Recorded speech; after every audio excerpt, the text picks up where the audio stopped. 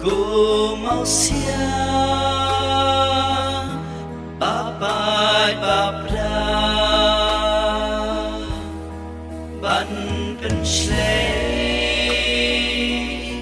Geleng kasna Ban khot ye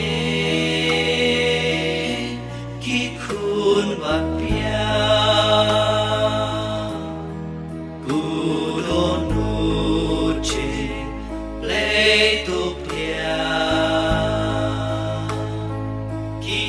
Batlo baswai bapa Gudon utu nang kliwa Ai ngan ri nong pop tup dia Habadu Shipai dusu Bat pen mi Bat snam bat u Klem namutin Kang nakru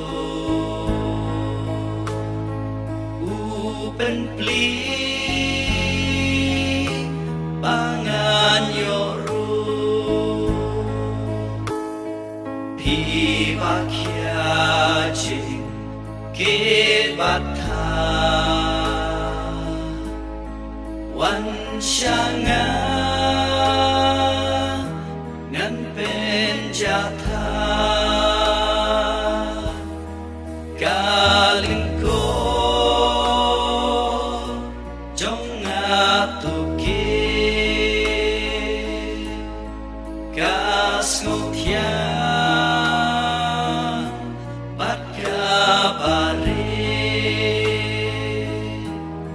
Wan hikay na ngadaye Jing jem nu Ba jing snore Wan shangapi kibasya Jing in di lu mau siang jar badi ka jonga unom slia sudah shisha kan kersoi ha pojong Jing in kabom kuchu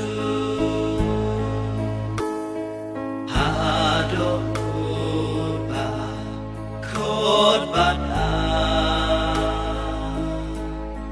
ngakwa syo bat mat jing ba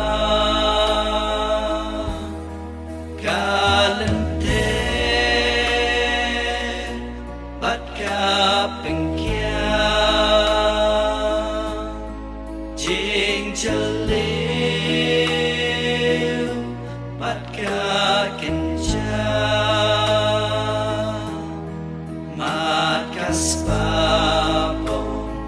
la shempa gaji